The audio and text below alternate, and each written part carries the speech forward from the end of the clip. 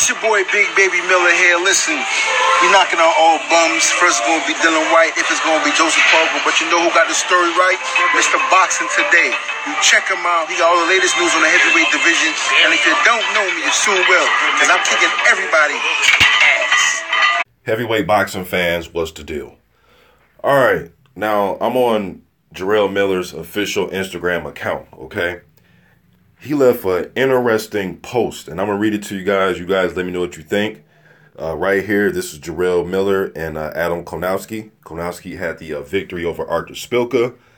Kownacki's undefeated from Brooklyn. Him and Jarrell Miller, they grew up together. They've been friends and sparring since they were teenagers. Very close friends. If you look at BoxRec has Kownacki at number 9 in the world. They have Jarrell Miller at number 10 in the world. Kownacki just cracked the WBC top 15. All right, so I'm going to read this post, man. You guys let me know what you think about it, okay? And Miller, he left this, let me see, 3 hours ago, okay? So let me read this really quick. Miller says, "It is a fact that blood is thicker than water, but where does it say your brother has to look like you? But lucky for us, me and my brother are identical twins at Adam Kownacki, laughing my ass off. Just to clarify some things as fighters, we need to communicate more, ask questions, because in sport where fighters get taken advantage of way too much by promoters, managers, and so-called businessmen, without us, there won't be no boxing, no MMA, no kickboxing.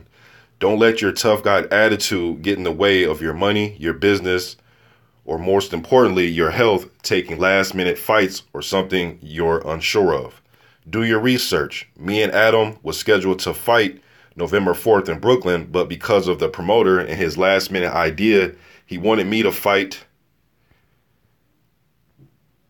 my best friend. Because of us declining to fight each other, we were removed from the card. Yes, removed from the card in our hometown. Sad but true, we are no way afraid of each other, but we do love and respect one another, and not ready to cross that line yet. So they find other New York natives to sacrifice. At the Real B-Hop and at, I'm not sure who these other guys are, who he's talking about. Undefeated prospects, which I feel is too early for these two warriors to fight each other in their hometown for so little money with so much at stake. But lack of knowledge of oneself and profession, my brother and sister, is an ever-revolving door in sports, as we are seeing now in the NFL. Stand up for one another and for each other, because after the lights and cameras are all gone, all we got is each other and dirty old gyms where we started from. P.S. Fun facts, 105 bums, Deontay Wilder can't sell tickets. That's why he fights in Alabama, but they trying to make him the face of Brooklyn and still can't sell tickets, but they try and fill the whole undercard with New York versus New York fighters to help sell tickets. You're not fooling nobody, so stop thinking all fighters are dumb and uneducated fighters. I encourage you to speak up or get stepped on. Very few people know what we've been through, from kickboxing to boxing promotion problems, delays, accidents, all kinds of crazy stuff. At Adam Kownacki and at Jarrell Miller, we just getting started. Big news to come. Put your money where your mouth is, okay?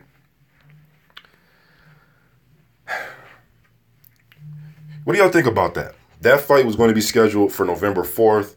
Now, on paper, that's an excellent fight. Two guys like to come forward. Two guys that want to have an inside slugfest. You know what I mean? Both guys seem to have really good chins. That's the one thing. Now, Miller, he did say in this that there's just not enough money involved and they're not ready to fight each other yet. They want there to be something at stake. And I understand that. A lot of fighters do that. But that's the thing about being friends, especially in boxing. It's different than basketball, football, where you can, play against your best friends and y'all can chop it up after the game and go kick it. Boxing is different. You're really trying to physically hurt each other with your fists, man. Or if you're kickboxing or MMA, you guys get what I'm saying.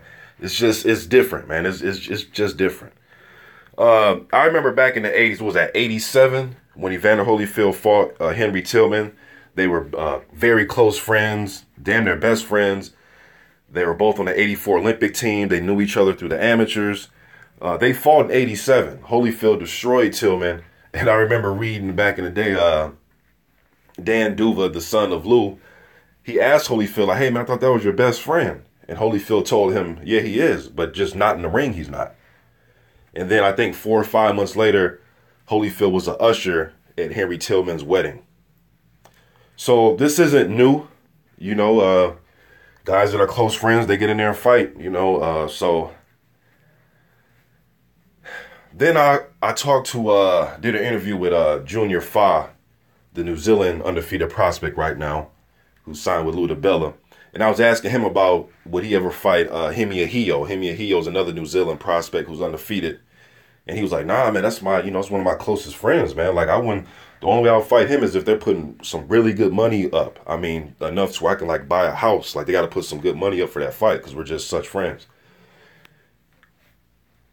You know, it's a hard, see, I'm not in that position, so I can't really talk like that. But a guy, one of my homeboys who I consider one of my best friends, if for me and him to fist fight, they had to put some, for us to box each other, as close as, we have been since 7th grade, they had to put some money up. So I understand that.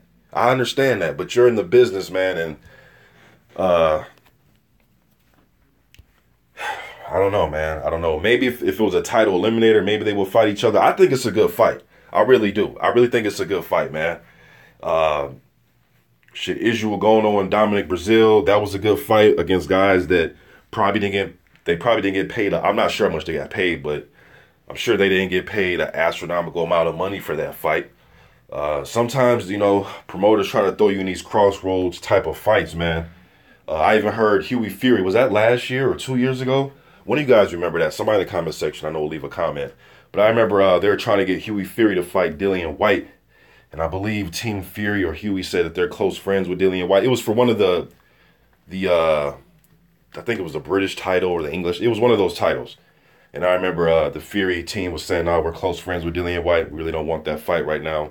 So on and so forth. But I don't think Miller and Kownacki, I don't think that they're scared of each other. I just don't. But I think for them to want to fight, it has to be something at stake. Either a title shot or just some good money. Or maybe they just don't think it's good right now. Maybe they can build that fight up later for the King of Brooklyn or something like that. You just don't know. But just want to get you guys' opinion about this, man. That would have been a damn good fight November 4th.